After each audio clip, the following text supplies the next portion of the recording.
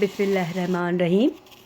करेला चङी तरह छिले धोई पोइ इनखे चङो ख़ासो लूणु हणी असां बर्फ़ जे थधे पाणीअ में विझंदासीं त जीअं करेलनि जी कड़ाण ख़तमु थी वञे। तक़रीबन 10 मिंट असां इन्हनि करेलनि खे पाणीअ में भिॼाइण लाइ रखे छॾींदासूं बर्फ़ जे पाणीअ में।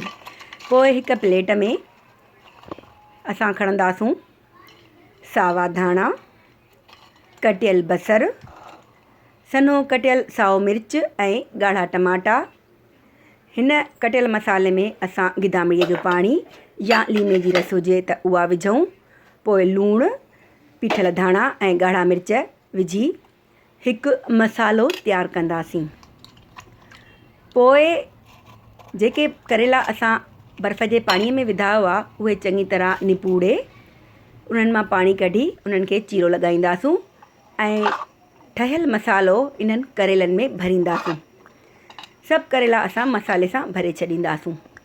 पोइ हिकु फ्राई पैन में तेल गरम करे इहे मसाले जा भरियल करेला असां ढक ॾेई हल्की बाहि ते तरण लाइ छॾे ॾींदासूं।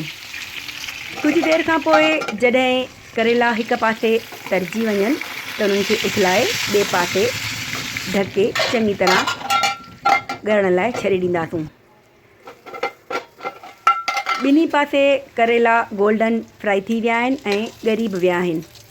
बिल्कुलु तयारु आहिनि असांजा मसाले वाला भरियल करेला। मानीअ सां खाइण लाइ तयारु आहिनि।